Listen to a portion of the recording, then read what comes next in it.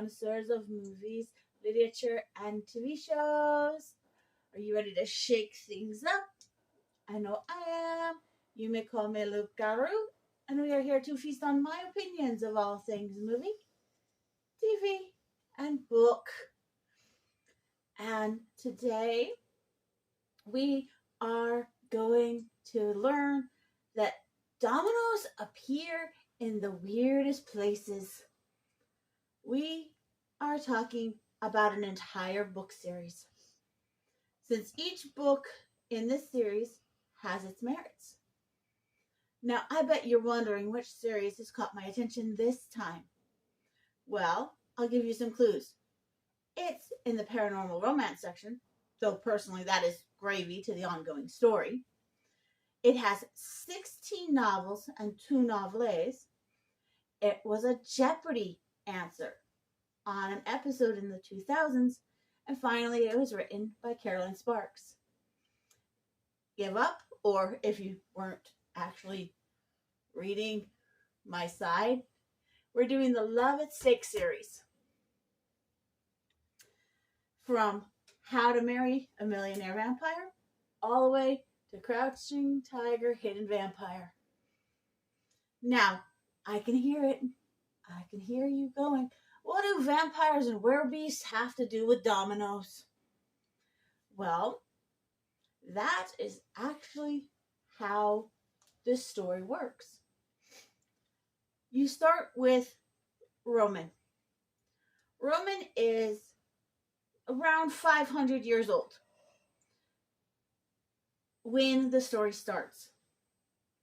And he got so tired of being forced to feed off of humans that he invented a synthetic blood so good that not only can his people feed off of it and thrive, but we can use it and live as well. Now, Roman's sire, the vampire who created Roman, is an evil bugger. His name is Kashmir. And Kashmir believes that it is his and his people's God-given right to feed on human beings. And back when Roman was human, he kind of got a little arrogant. I'm a healer. I'm right with God. I'm going to take care of what's ailing this village by myself. I don't need help. Oh, crap. What was ailing this village was Kashmir and his people. And Kashmir thought it would be the ultimate slap in the face to turn a healer monk into a cold-blooded killer. Unfortunately, for Kashmir, it doesn't work. Because Roman learned the man you are in life is the man you stay after death. So the healing, peace-loving monk stayed a healing, peace-loving vampire. However, Kashmir didn't want to believe that. So Kashmir tortured poor Roman. And he finally gave Roman a choice. You can watch me slaughter these 2 children,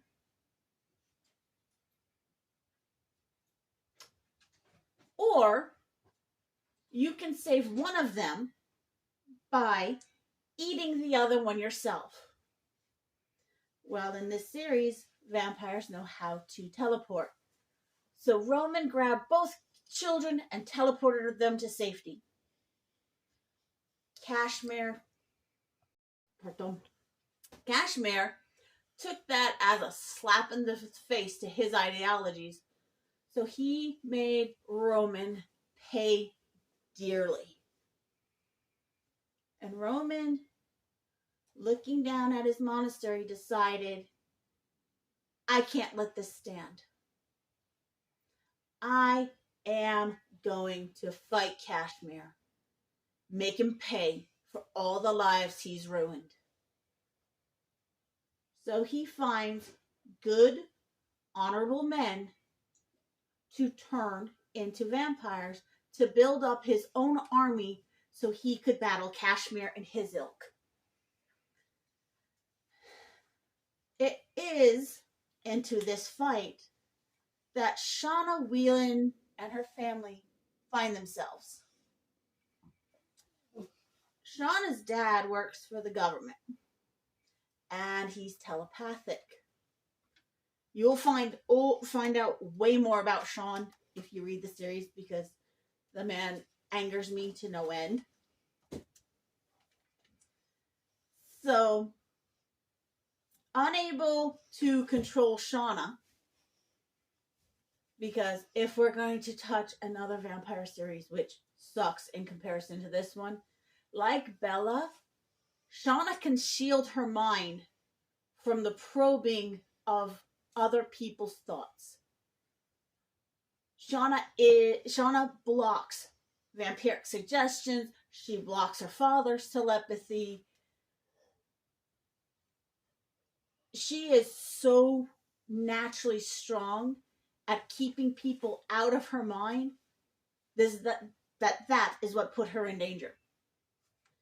Because Daddy couldn't control her, he had to send her away, and the malcontents, to hurt Daddy, sent a hit squad after Shauna. Long story. You better read it. It's better to read it because I can't do it justice. Shauna becomes a dentist. Which you'd think, why would a vampire need a dentist? Well, Roman bites something he shouldn't. And again, you have to read How to Marry a Millionaire Vampire to figure out what. No spoilers from this book series. Sort of. And Roman goes to the only 24-hour emergency dental clinic in Soho and runs into Shauna. And he protects her from the vampiric assassin that tries to kill her. Trying and failing to take over her mind, he has to, I hate to say this, he has to get her drunk so she calms down enough to allow him to just talk her into doing the surgery to reinsert his fang, which is hilarious, like I said. Now, again, I can hear it. What does this have to do with Dominoes? Roman and Shauna fall in love. And when they fall, and when Roman falls, he hits his buddy Angus. Now, Angus is wobbling. He hasn't yet fallen. But when Shauna fell, she hit Darcy, and Darcy slams right into Austin. Austin's one of Sean's vampire hunters. And so Darcy and Austin fall into each other's arms. And they fall into another one of Sean's vampire hunters. Her name is Emma. Emma finishes bringing Angus down because those two fall together as well. Angus falls. Well, I will pause that for a second. Darcy also fell into her best friend, who fell into an actor, which was hilarious.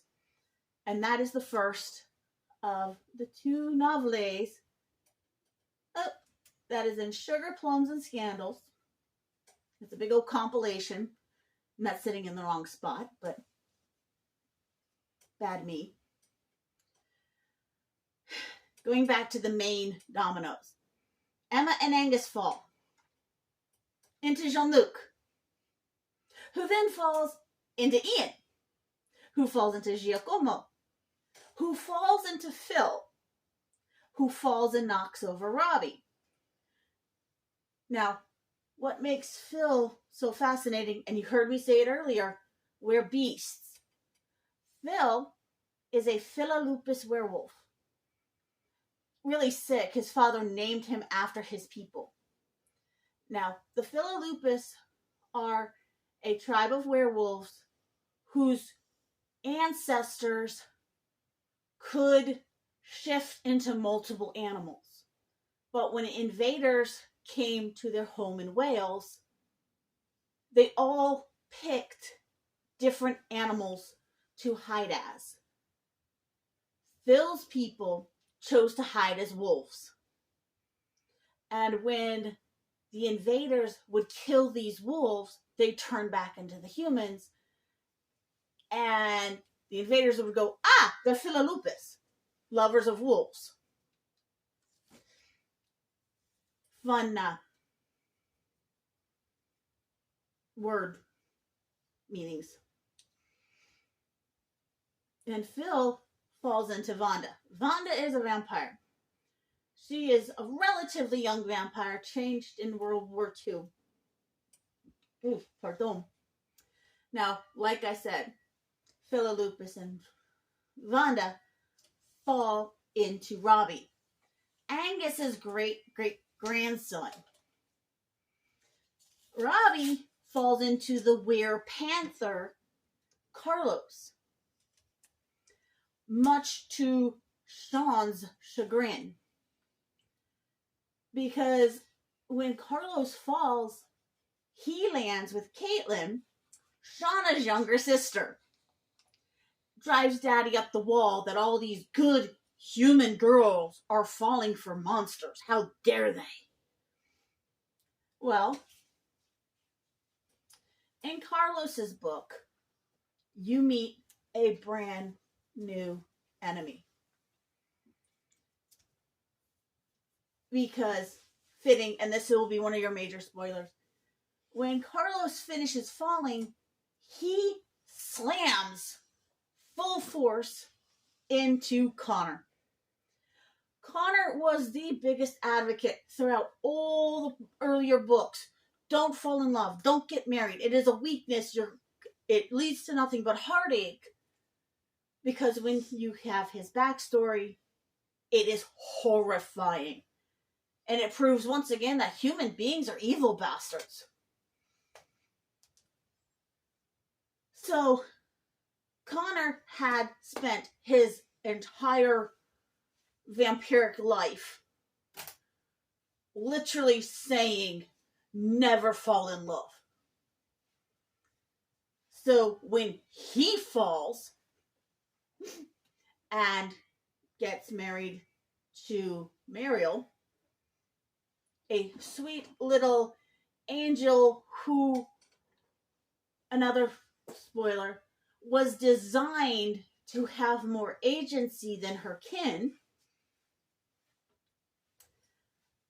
it knocks not one dedicated bachelor off his feet, but two. And those two are completely bottle fed Gregory, because he was turned after Roman invented synthetic blood. Roman himself turned him because Gregory's mom said, you know what? I don't want my son to effing die. He's lying here bleeding out because of your war. Save him or I will destroy you. Not in those words, but that's the gist of it. So Roman turns it. And he was dedicated little bachelor, never going to get married. And then Connor takes his legs out. He falls. And he also takes out Phineas. What makes Phineas funny is he called himself the Love Doctor. I could get anyone I want. And Phineas proved that not all malcontents are like Kashmir and the others. Phineas literally got beat up by the malcontents when he said, why don't we rob a blood bank and keep some snacks here in the house just so we don't have to risk going out and getting hurt? Dude, food storage. brilliant idea, Phineas. But the problem is that the malcontents don't truly feed on the blood just for the blood. They like the adrenaline from the fear. They like the thrill of the hunt. They feed on the emotions that course through their victims as they're feeding, because they go out of their way to terrorize their prey before they bite down on them. Which, very sadistic beasts. Now, what makes Phineas's fall hilarious is that all Philolupus are born with a twin. So, you remember our buddy Phil from Forbidden Nights with a Vampire? Well, his twin sister Brinley ends up married to Phineas. Which, again, absolutely hilarious. And then Brinley and Phineas fall into Howard. Howard is a werebear. A really flippin' cool werebear. And he falls into Dougal, who falls into two others. One side story. I can't remember what that novel is called, but it follows one of Roman's former harem members, and they get abolished in the first book, so it's not really a major deal. But he also falls into Zoltan. Now, Zoltan is the coven leader for his area. And he lives in a very superstitious town that will do anything in the world to protect him, because they know he is a real vampire, and they get dozens of tourists dollars to see a real vampire castle. So when Zoltan has his little adventure, his humans want to kill him. Again, have to read the story. I don't do them justice. Now, I mentioned a big baddie that takes Kashmir's place. The big baddie needed to take Kashmir's place because in Vampire Mind, Connor killed Kashmir. It's awesome. Spoilers on that part. Won't tell you how he does it, but he does it. And that's why Gregory was able to meet his wife. He had to get damage control. Now, the big baddie takes over, that they start following, becomes very apparent in the later books. Because not only do you have Mariel, the sweet little, highly independent, free-thinking angel who was literally designed to be with Connor, which is awesome. You have a very nasty demon whose name I cannot remember. Horrible memory for that, because it's been a little bit since I've read this. But the big baddie is known as Master Han. Now, Master Han had been paralyzed because of some bad blood. And they used an old wives' tale about if a cat jumps over a person's grave, it'll make the person a vampire. Old wives' tale, superstitious. Well, a little were-tiger, terrified that his new human friends would be hurt, jumped over Master Han and woke him up. Master Han's whole plan, aside from to reclaim all the territory, was to make the last book, and his little brother, or excuse me, little vampiric brother, Russell, because Russell was the eldest of the two of them. But little brother, tired of being in big brother's shadow, deliberately put him in a coma to make him a younger vampire than himself. It's awesome. And that's the Domino Tower. It starts with a 500-year-old healer monk turned vampire, and it ends with a former American military op from Vietnam in the Vietnam War.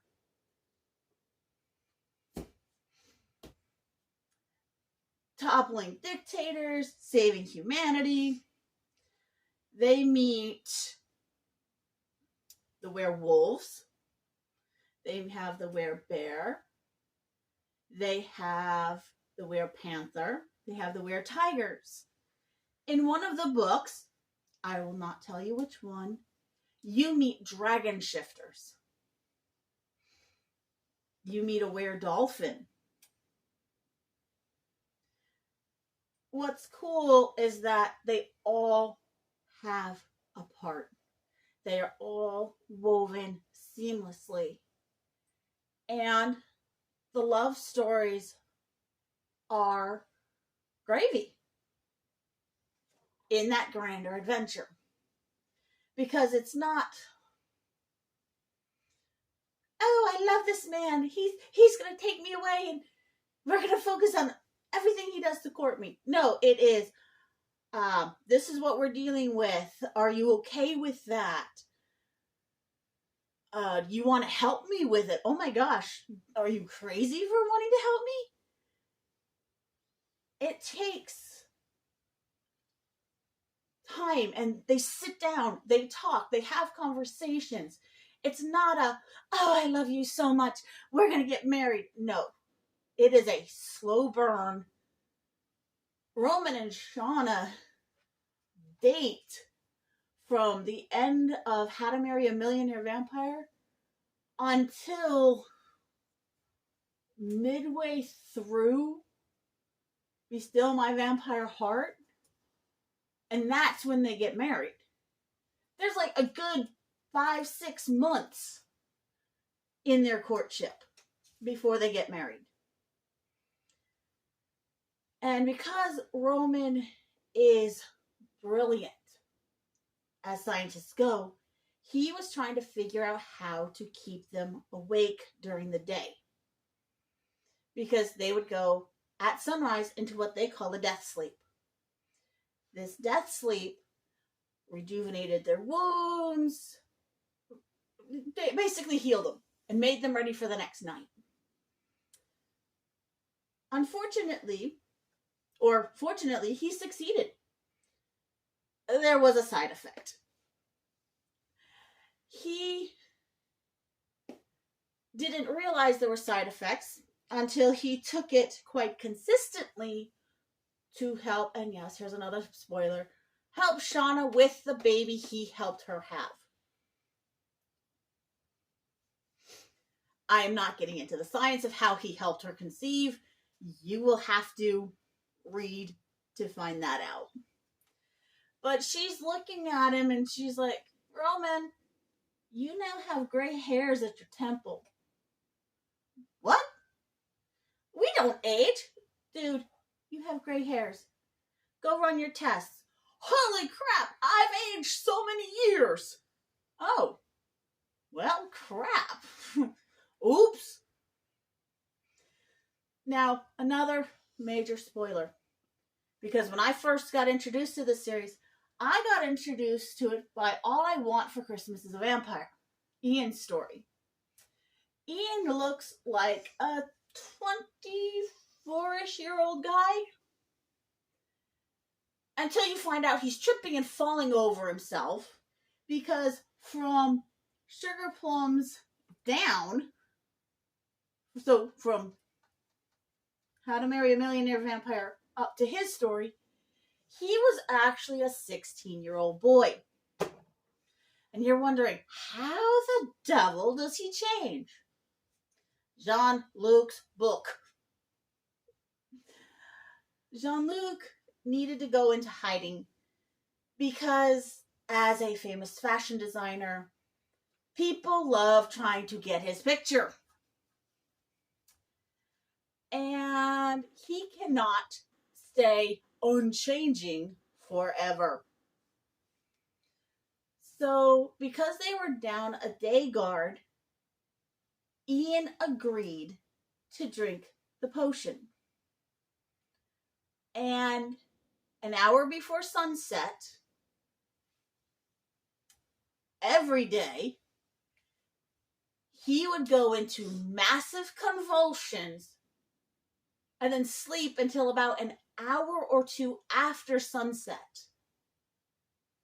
Because he was experiencing a year's worth of teenage growth in that hour. Good thing the young man was unconscious, because it would have been agony for him.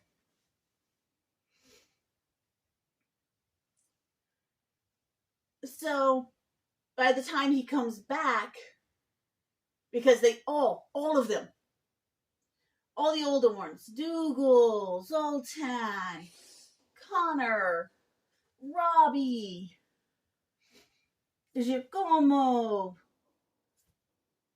Jean-Luc, Angus, and Roman all wanted to protect Ian.